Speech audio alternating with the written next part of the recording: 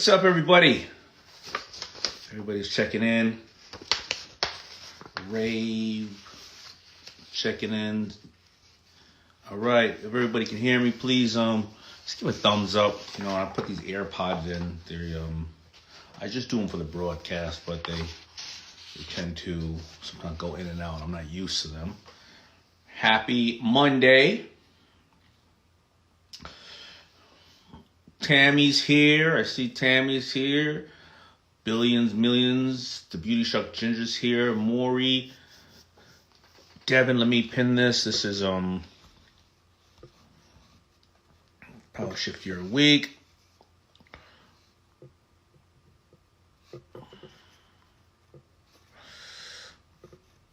Okay, I'm pinning this. Just waiting for everybody. It looks like everybody's here. We're going to just get this party started.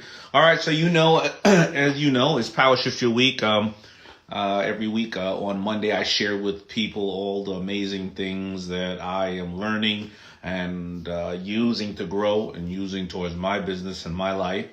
Appreciate you all. I know that last night we had a good time. We were doing, Jenny from the chopping block is here. Hey, Jenny.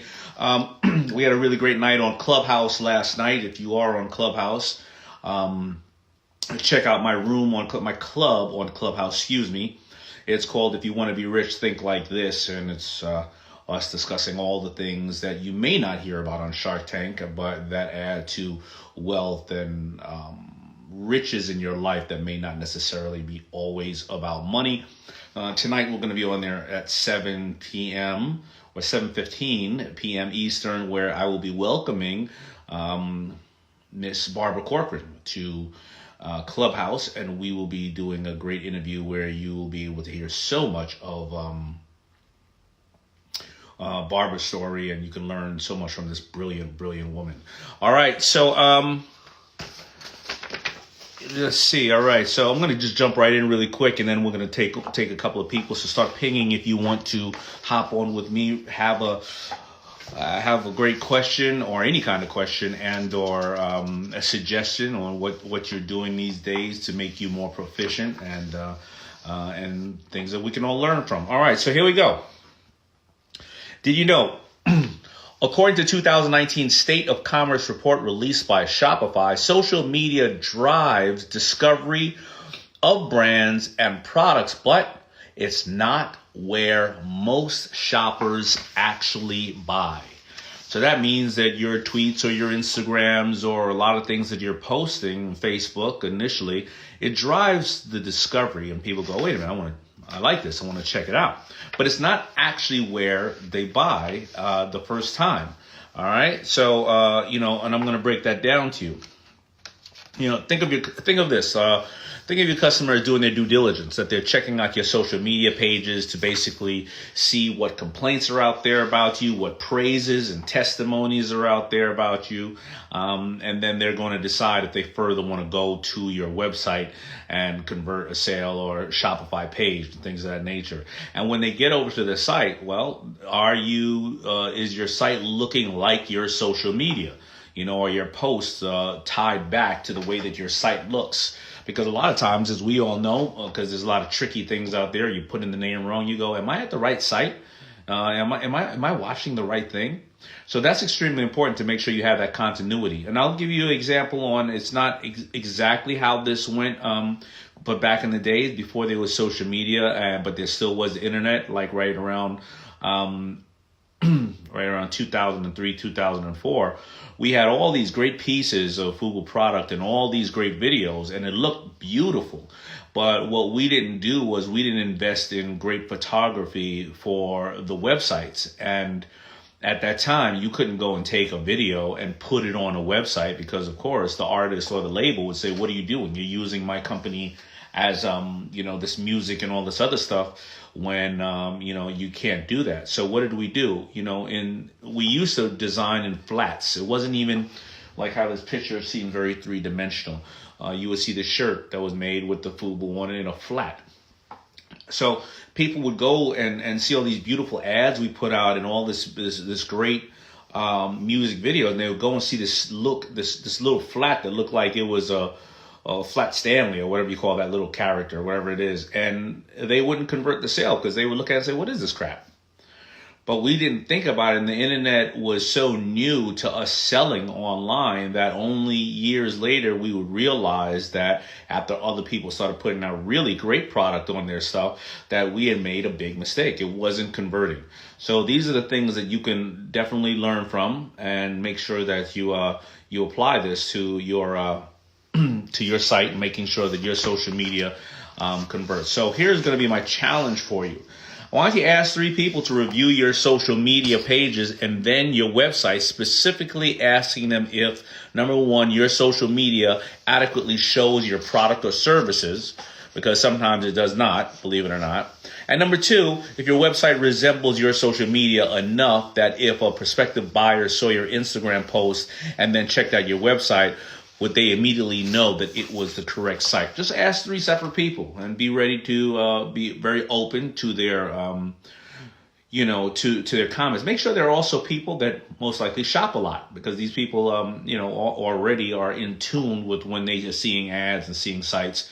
And if you do that, that should be great. All right. So, Lily, don't worry about it. They're commenting on silly stuff. They're just not listening, and they're spending their time listening to me when they could be doing something more proficient with themselves. All right, I'm going to bring on some people right now. Let's see, who do we have here? Yandi.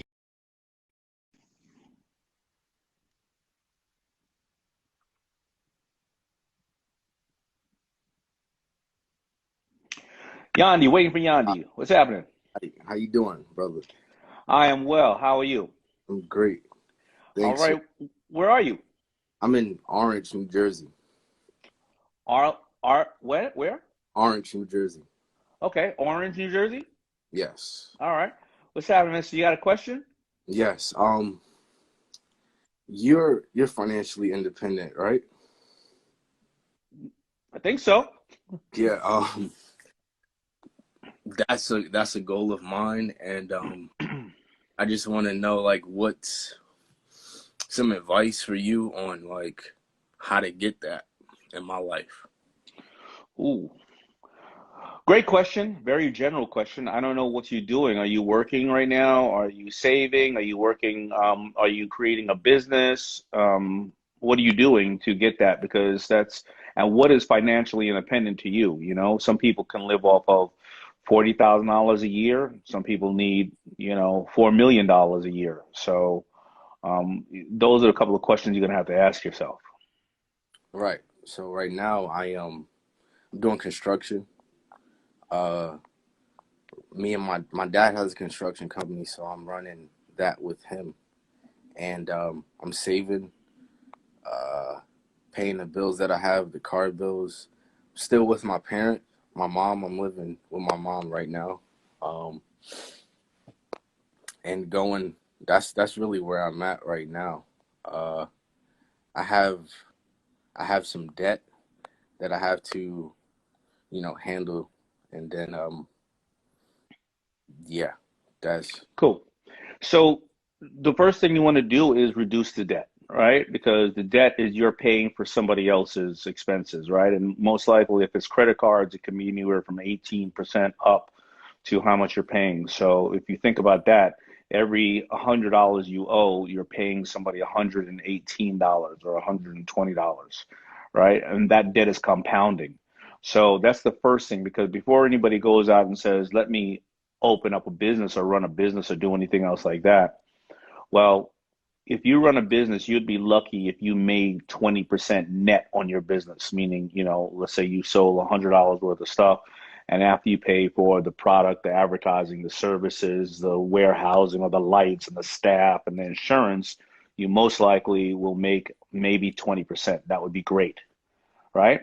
right. But if you're already paying somebody else 20% or 18% a credit card bill, well, then wouldn't you want to just reduce that cost before you go and try to build a business and put everything at risk Right. to make that amount of money? So number one, you want to do that. You also want to you want to learn and read books on and try to get financial intelligence. And there's various ways you can do that. Of course, a great book that everybody knows and loves is called Rich Dad, Poor Dad. Mm. Yeah. by Robert Kiyosaki. You read it? Yes. Excellent step. Um, you also play the Rich Dad Poor Dad game that he has. It's called Rat Race. And what that means is, it shows you what he puts it as what a doodad is or what a necessity is, I think. And a doodad are things that don't pay for themselves, meaning depending on the type of car you have, it could be a doodad if you're paying, for a high car note where that car is depreciating in value, Have a right? yeah. Right. So that's what you want to do, because the way that my buddy Grant Cardone likes to say it is everything he owns, somebody pays for, and every place that he lives, he rents. Why? Well, if you go and get a house or an apartment, and some of that money that you have, you invest in an apartment, you can Airbnb it, and if the monthly mortgage on that apartment is $1,000, but you rent it out for 1,200, well, then those people are paying for your bills, and you're depreciating the property, and you're getting write-offs, so they are paying for your life, which is great. But and I can't say I agree necessarily on everything that Grant will say, but Grant will say the place that he lives, he rents. And why does he rent it? Because he uses it as a business expense, and he writes off half of it, kind of like if you go to a hotel. You know what I mean? Right. Yeah. All right. So those are a couple of things you can do. If you want to think about stocks, you can go and watch Jim Cramer. He does a show called Mad Money every day, every Monday through Friday around 6 p.m. or 5 p.m. after the market closes. You can get a better understanding on how stocks work. So it's like if you watch Shark Tank and you see how we think about investing in startups, you Yeah. can watch Mad Money and start to understand the dialogue on stocks. All right. So remember, your assets are what feeds you, and your liabilities are what eats you. An asset is something that you purchase that feeds you and works for you. A liability is something that sucks your blood. You have a Right. bank account I do. at the bank? Yes. Excellent, excellent. A lot of people of color don't have really good credit, or they're afraid of walking into the bank. And it's important to get to know your banker when you don't need the money. And sometimes you're embarrassed, or you feel like, well, if I don't have millions of dollars, I don't want the banker doesn't want to talk to me. But the banker wants to meet the Daymond John before they're Daymond John, right? So that you stay with them. Go in to the bank and get to know the banker. Ask them about their financial instruments they have, and don't be ashamed if you only have $100. Because if the banker doesn't want to sit with you when you have only $100, well, then their ass shouldn't be in your community. So you should learn from them and start going in and talking to them as much as you can, and then hopefully something will, some of those things will teach you on how to, um, invest or put your money to work for you. You want your money. You want to be making money when your head's on the pillow, Right. when you're sleeping, cha-ching, cha-ching, cha-ching, while you're sleeping. Right. All Uh, right, young man. So listen, do another thing as well. Be vulnerable like you are, and in front of all these people right now, you are asking for help, and you are showing that you live with your mother, and keep being vulnerable like that. There's too many people out there giving you bullshit advice. They don't want to say that, what they need. They're acting so cool like they got it all, and they don't. And go through life learning like you're doing right now, and asking for people to give you this knowledge, and people will die to give you knowledge because they see, that you're willing to learn, and hopefully you'll be passing that on to somebody else as you become more and more successful. Absolutely. Thank All you right, very much. all right, Thank brother. you. Peace. Thank you.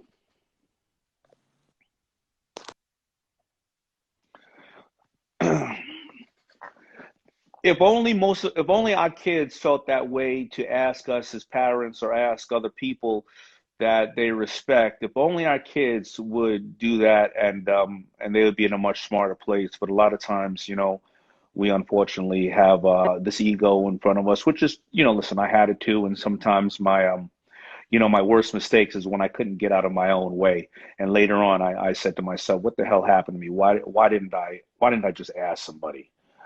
All right, I'm gonna get Daniela in here.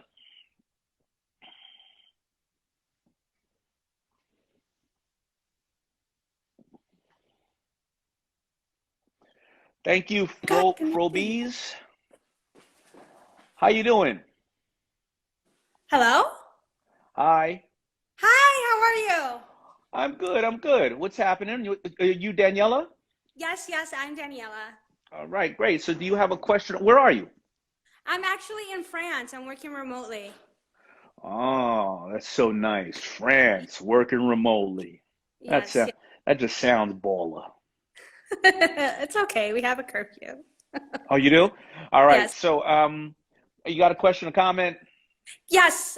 So I asked, I want to know what are your views about the online store e-commerce, like drop shipping, AliExpress? Like what do you think? Do you think that's the future? Do you think it's a bubble? No, it is absolutely the future. I mean, it is the now. Drop shipping and things of that nature. I share it with people all the time. You want to be one step away from the money. You want to go directly to your consumer and be able to talk to them and be able to deliver directly to them, because right now we're witnessing so many people that may have a store or an outlet or a restaurant. They have to risk closing down because they never got the data on their customer, and their customer is right around the corner. Because you got to remember, today people are still consuming the same exact things that we've consumed before. People are eating 3 times a day or maybe 9 times a day. They're still working out. They're still watching television. They're not walking around naked. They're still buying clothing. They're still buying medicine. It's just, where are they buying it from? So Right. the retail stores maybe having a hard time, only if they don't have things to incentivize people to shop where they are. So you absolutely have to have that ability to any of your companies or any brands that you have. Okay. All right, because I'm gonna tell you something. When you talk directly to your customer like that, years ago when we started our business, we used to have these things called focus groups, and that was because we had to go and get a bunch of kids and stick them in a room and feed them pizza, and every one of them $100 to give us comments about the FUBU stuff. And because they wanted to make sure they ate the pizza and they got $100 and they can come back tomorrow, they just told us all the crap that we wanted to hear. Mm-hmm. Now, when you have directly, you're talking to your consumer and they can hide behind technology like this, they're going to tell you all the things that you don't necessarily want to hear, but you need to hear.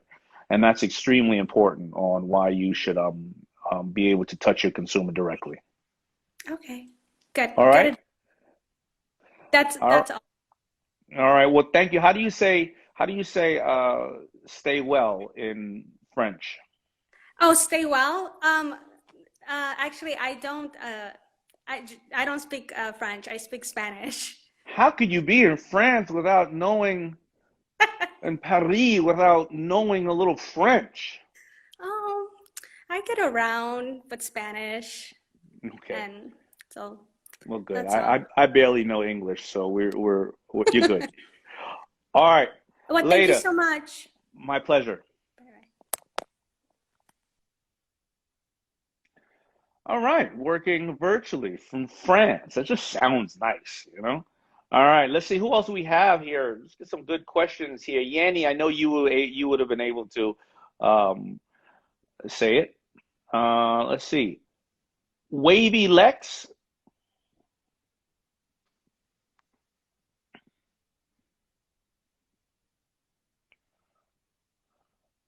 Resta bien.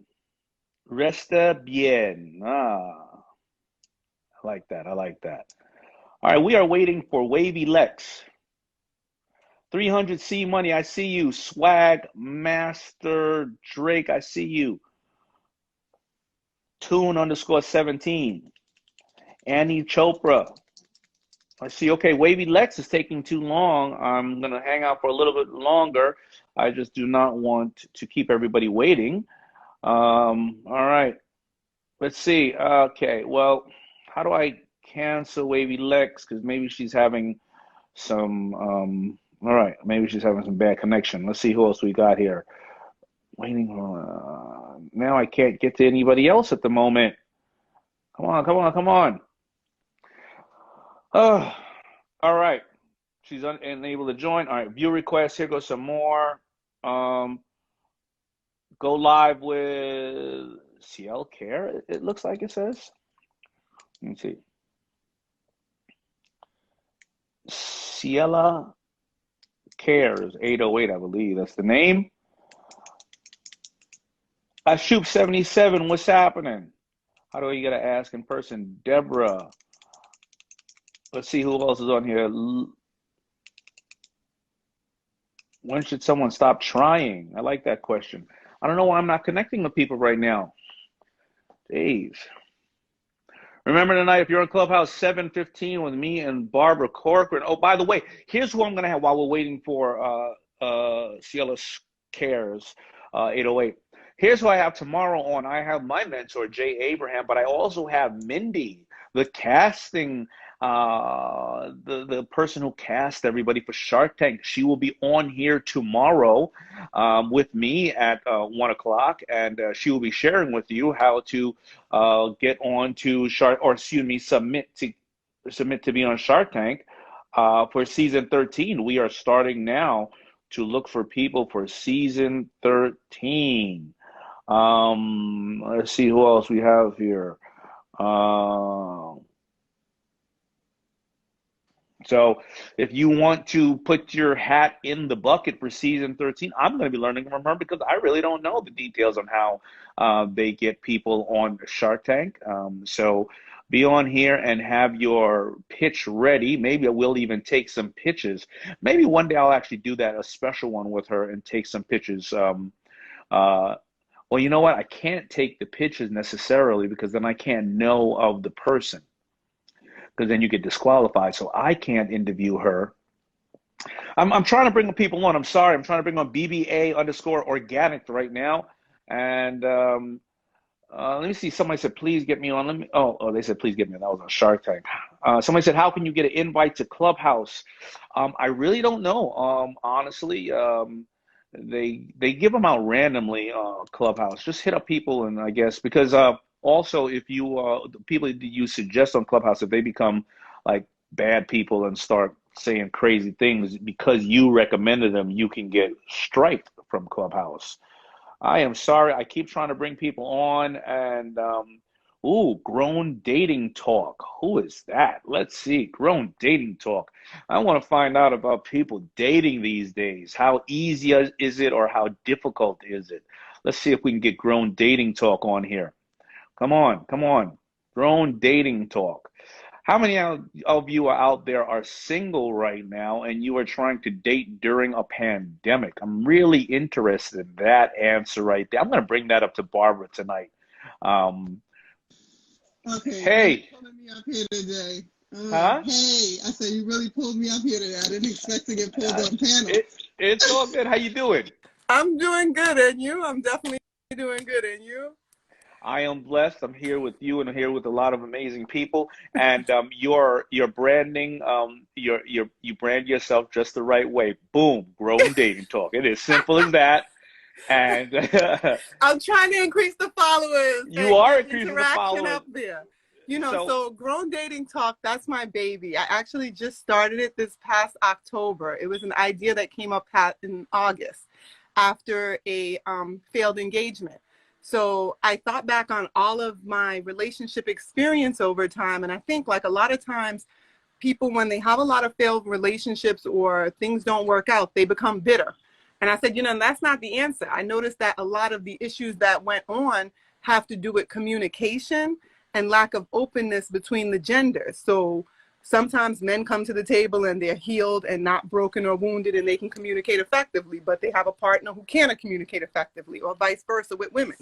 So for me, Grown Dating Talk was a platform that I created so that men and women can sit down together and talk about vital topics and content, even in uncomfortable ways, that come up in dating that would normally make men and women fight or break up. So I said we can combat cancel culture by teaching the genders how to talk to each other and how to have these conversations in non-toxic ways, and also to help the youth who are in their 20s who are coming up, because in the environment I was born in the inner city in New York City in the Bronx. And a lot of relationships started out of friends with benefits or situationships, as they call them today. And that's not necessarily healthy. That's not healthy all the time. So when you have the youth growing up thinking that that's the way to formulate relationships, it's no wonder that we have a lot of bitter, heartbroken people out there with all kinds of trauma. So I said, you know what? And I can change that game by creating a platform where we can really call out the red flags and yellow flags that you see in dating and hold the genders accountable for talking about it in a real way. So when you say you have this platform, does that mean that I go on there as just a stranger and I hear other people's views on these matters, or am I going on there with my lady, or I guess it could be a guy going on there with his significant other, whatever that Yes. means to be, and we ourselves are communicating about our instances right now? So is it which one is it? So for season 1, it was myself and the co-host going on, calling out. Oh, so it's a show. Yeah, it's a show. It's a show. But the great thing about this show is we have ordinary, regular, degular, jugular, smugulars on there too. We have people who are coming up in the world, making a mark as entrepreneurs. We've also invited some famous faces on because we're filming season 2 right now, and that's set to launch at the end of February. Well, where can we get it? Because you keep saying filming and airing. Where is this platform? Is it YouTube? Oh, Is it it's where on is YouTube. it? Yeah, Okay. so it's on YouTube. So we're still up and coming. So we haven't hit the 1,000 viewership yet, but we're getting there. So it's still all good. And for season 2, season 1, we had 30-minute episodes. For season 2, I'm bringing on different types of couples, people who are relationship therapists, married people to offer advice, people who are single and dating, people who are in polyamorous relationships, people who are in monogamous relationships. Like, let's talk about it. So I want. Well, I forgot. I remember somebody told me that meaning before. Polyamorous. What is that? So that listen, means... my lingo is not that big. You know, I'm thinking about somebody wrapped up in plastic and getting freaky dicky. But polyamorous is not that. What is it? No, polyamorous is where you have it's kind of like an open marriage to some. So it's a man or a woman that's together, and it could be, you know, women or man. But most of the situations I know of are men and women who are in a relationship, but the man is allowed to have girlfriends and the woman is allowed to have boyfriends. And they just need to have an agreement, like, this is who I'm going to be talking to, this is who I'm going to be talking to. And then they say to that person, but this is my husband and this is my wife. So, you know, I'm not into polyamory, but there are people out there who are with that, and I respect that if that's what they're into. But I'm going to have an episode soon coming up for season 2 where we get polyamorous and monogamous couples out to talk about this. Ooh, we could be here for so long. I know. All right. So how could people, I guess their marriage has to be, they have to say their vows and understand their vows, I guess, right? So they're being married, hopefully under someone that is greater, a being that is greater, but they're allowing people to physically share their bodies with other people, you're saying, right? Yeah. Ooh, that one's really fascinating. Okay. So I how do people that, but you know, what I'm just saying. Yeah. Well, you know, listen. A lot of people will say that monogamous for the male, excuse me, is a very Western culture type of thing. I mean, we've heard it all, right? We've heard that that men can reproduce every hour and the female can reproduce every 9 months, and that's the purpose. Or that mostly every species there is a bull and a bunch of cows. There is one lion and a bunch of lionesses, and we are not built like that. It's only Western. And the other side, people will say, well, no. You look at the Muslim culture or many other cultures, it was the men that went to war had a lot died. There was a lot of shortage of men. So if they were going to take on many wives, they were supposed to take them on and care for them all like they, you know, it wasn't about going down this hole. No, you're not, but it's great because even to piggyback on that, think about Africa. A lot of people say there are more women than men in Africa. So they think about it like, when they think about it statistically, there's like 8 women to every 1 man in Africa. So that's why they practice polygamy there, not necessarily polyamorous, but polygamy. So because of that ratio. So I'm like, You know, okay, I I can want to understand that. make sure guys. I want to make sure guys do understand this. Mm-hmm. Like you see it in the Mormons and stuff like that. Have you ever seen that show with the Mormons with those it don't look like them dudes is Yeah. having a good time. Like you can say it all you want, yo. I want a couple of women, but whoo, The them dudes, responsibility that comes with that, because you have to that think ain't about fun. it. It ain't fun. What you buy one, you have to buy everybody. So if you decide you want 4 different women, that's fine. Can you buy shoes for all of them? Can you take all of them shopping? All of them that you have kids with, you need to buy all of the children things equally. When you buy the Yeah. property might not be in your name. It might be in their name. So when The you sister say, wives, isn't it called sister wives? That's what. yeah, sister wives. So Yeah, yeah. I want to ask you another question. What are you seeing right now with with people in COVID? Because one of my friends did say to me, or say to my wife, and this is a serious matter to the extent she said, all my friends are in COVID relationships, and a lot of my single friends are now suffering from substance abuse, depression, because everybody else is booed up. because, excuse my French, they got to deal with their own shit during COVID. Yeah. That's So, why. So their partner doesn't have to deal with them is there anymore. any? I mean, listen. Thank God, I'm not single. I'm absolutely obsessed with my wife, and I think that after we get out of COVID, you're going to see either a large amount of divorces or a large amount of babies. Well, hopefully And we'll get to probably. have you guys on the show so you can tell us what that's like. That'd be interesting. Oh no, Oh yeah, I'm putting it on the she spot. probably watching that. She don't like that type of stuff. She allows me to do my thing. But what are people doing in their COVID relationships? Are they I mean, are they getting close? Are they just finding a couple of different people to say, yo, I got my COVID test, and then they just go out there and make ugly faces all night with each other and in different bunch of rooms? I mean, what do you find? I mean, It's actually a compilation of both, because we just shot an episode called COVID Dating, which will come out in season 2. And what we found is that some people are having COVID tests and then shacking up. So they're like, let's quarantine together, which I think is kind of really out there, because you don't know this person. This person could turn out to be a serial killer a few weeks later, if you put the butter knife in the wrong drawer. So, you don't put that lotion back in the basket, you never know what's going to happen. Some people are, but most people for COVID dating want tests done. They want a physical proximity of 6 feet still, but they're still more open and willing. And if the tests come back negative for both people, then they're willing to proceed with dating the same way it was before COVID. But they're sticking to one person instead of saying, well, these are 3 or 4 people who tested negative that I could be interested in. They're kind of doing a one-on-one thing. And if it doesn't work out, then they'll X that person out and then move on to show interest to another person, provided the testing comes back.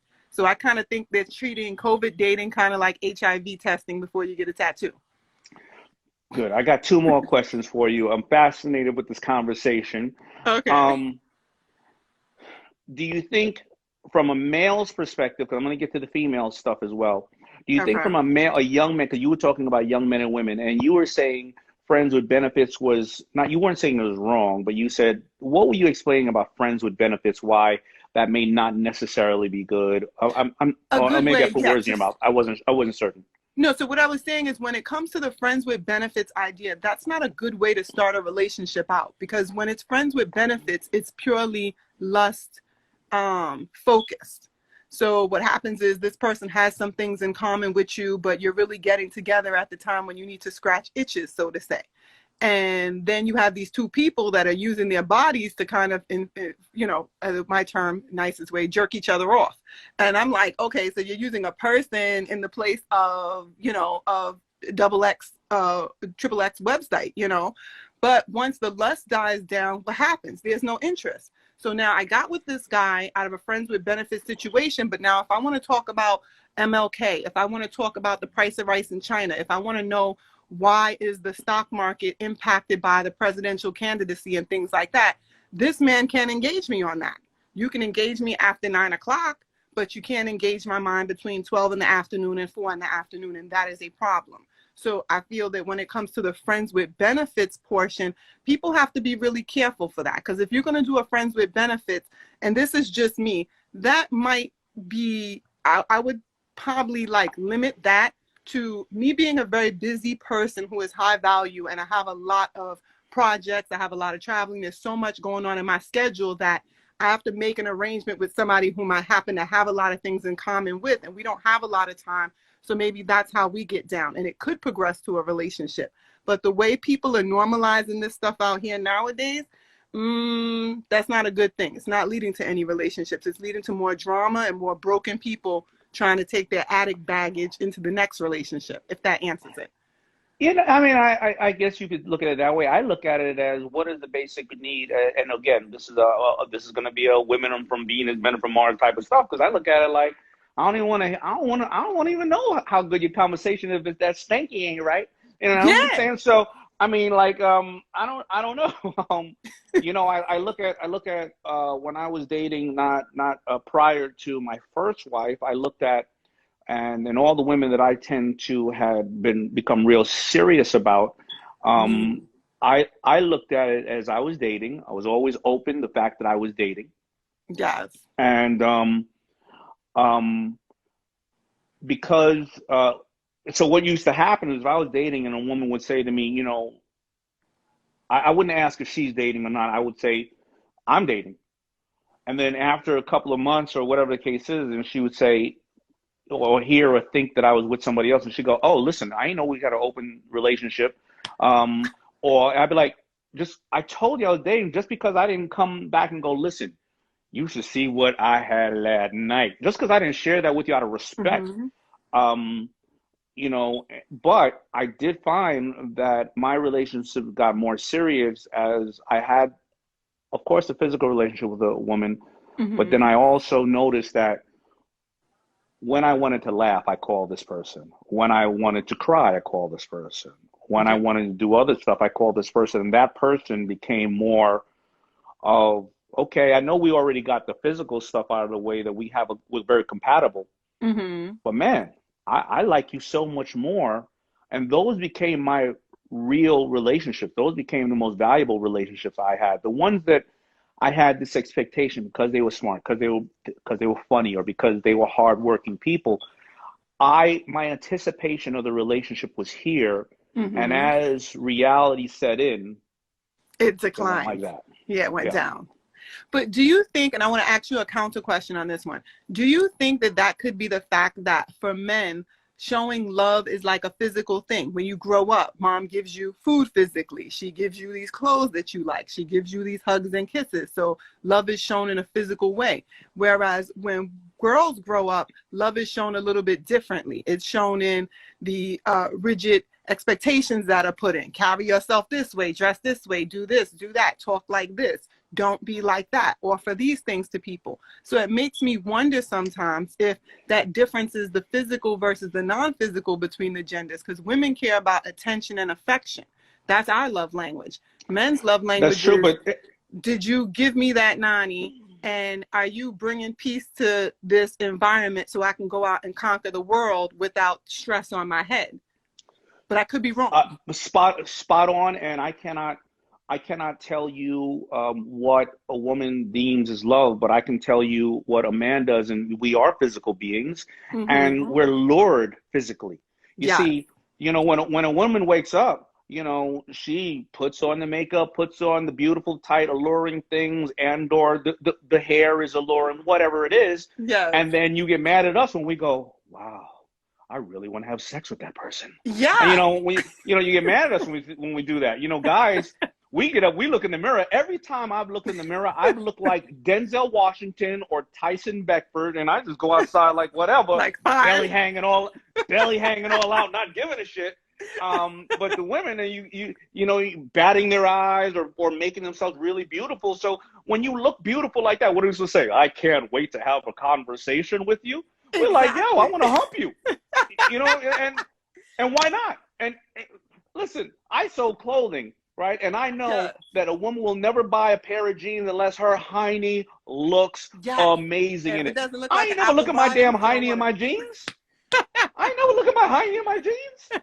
It's okay. Women will look at them. See, women are physical in certain realms. Women need that connection. They look for the deeper connection, which then turns them on. Men, that deep connection is, does she look good? And then if I can connect with you on the physical level, then I'll be interested to see who you are after the fact. And I think that's been the battle between the genders, because women want to be loved, not lusted after. And men are saying, but you're so lustful, you look so lusting good, you know, let me experience you and I'll tell you if I want to love you.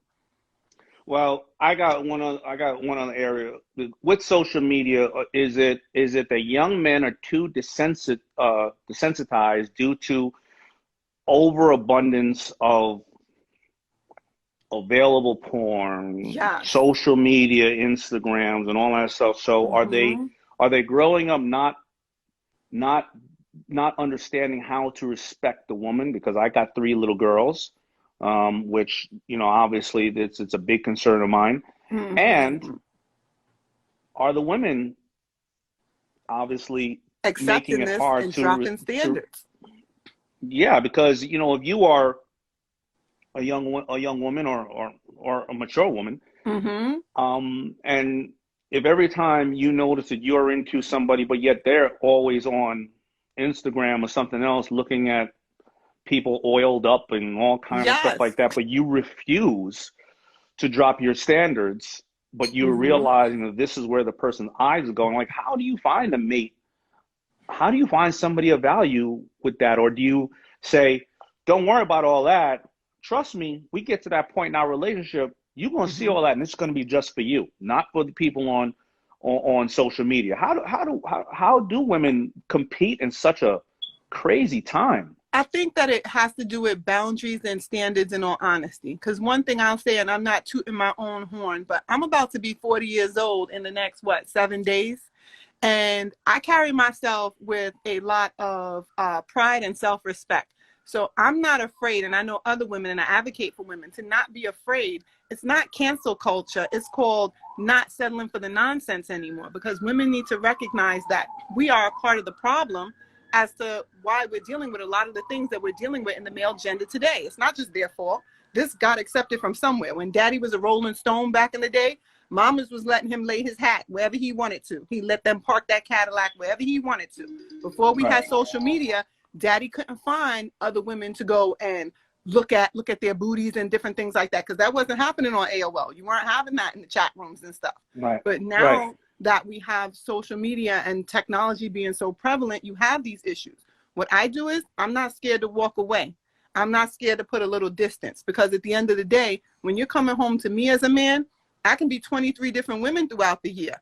I can put a wig on, I can put lashes on, I can take on a different vernacular, any kind of thing to keep you interested. But if you really want to be out there and you're not done with your whole phase, because women and men go through whole phases and they need to accept that and admit that and be accountable for that. Everybody does. But if you're not done with your whole phase, then I'm going to stay over here. I want you to find happiness in whatever you want. And if life leads us back together later, then that's what it is. But if it doesn't, and you decide to come back and the next man is here that wanted to take me seriously, fill in that spot, then I hope you can use me as a measure to find the next woman out there who has the traits in that you wanted, so you can keep pushing forward. But if you want to lose a good thing, that's on you. So I think it has to do with boundaries, because what boundaries one man won't accept, the next man that's right will snatch that up. And when you don't have boundaries, you make yourself a victim for these low vibrational people out here who go, she doesn't have a sense of self. Yeah, let me get her because she can be my side chick. She could be wifey jump off 2.0. No, I don't want to do that. Strong words. I reflect as I have this conversation with you, that my mother always has and always will. She carries herself like a lady. My ex-wife carries herself like a woman, a lady, a classy lady. My wife and my daughters all do. I am fortunate enough, and I don't know why God has blessed me with that. Because the most frustrating thing probably to see is that you love your children and they don't love themselves or value themselves. So that's really amazing. What else was I going to say? This is a fascinating conversation.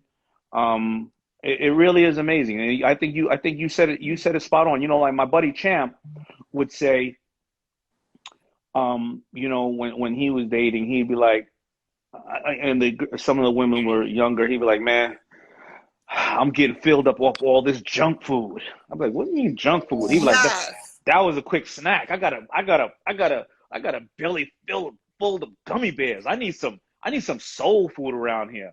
I need some protein. He said, oh, that shit is junk food.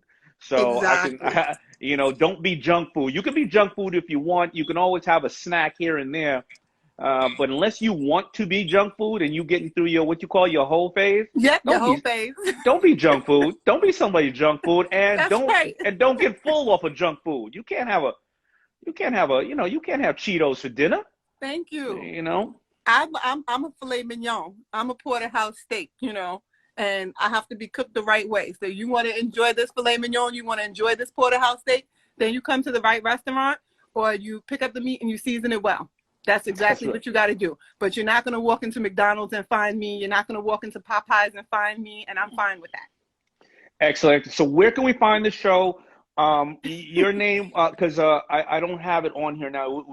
What's the name of your Instagram? Grown Dating Talk. So we're on Instagram at Grown Dating Talk, and we are on YouTube for Grown Dating Talk. And I am Alana V. I'm the host of the show. So people normally know me with my lashes and stuff, but it's a Monday, so I haven't got done up yet. But that's right. You working. You working. You paying attention to the more important things. I appreciate that. There you go. Thank you so much for the interesting dialogue. I hope that even if we change one person's perception or change their life a little bit and they find love, I hope that happens. So I hope appreciate so too. And thank you for taking the time to talk to me. And I hope to have you on the show soon. So. All right. Thank you. Okay. Bye, guys. Tune into Grown Dating Talk on YouTube. You'll love it. Okay. Bye-bye. There you have it. She really pleasant surprise to know, a lot of people out there are dealing with challenging situations, and you don't want to get into a different relationship where it's not helping you during these times. But also, people are free to date and discover themselves. So fascinating conversation. I definitely will be checking her out. And that's pretty much it. Listen, tomorrow, remember, I'm going to have my mentor, Jay Abraham, the person that I go to give me knowledge. He's going to be on here. Please get your questions ready. I'm also going to have on here Mindy from Shark Tank. She is the casting director, and she's the one who will be telling you what she looks for when she's out there casting. And we are now casting for season 13. So, make sure you're there. Oh, I always listen. Please also send in dad jokes because I love reading people's dad jokes. They are extremely entertaining. I'm going to leave you with, let's see if I can find a nice dad joke right here. Okay. All right, let's try these out. All right, you ready? Because let me see who sent this in. I don't think the name here is who sent this in. What's a chiropractor's favorite kind of music? It really is all in the timing. What's a chiropractor's favorite kind of music? Hip hop.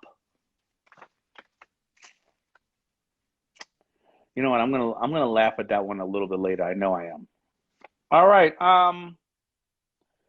Did you hear about the claustrophobic astronaut? Oh well, he just needed a little space.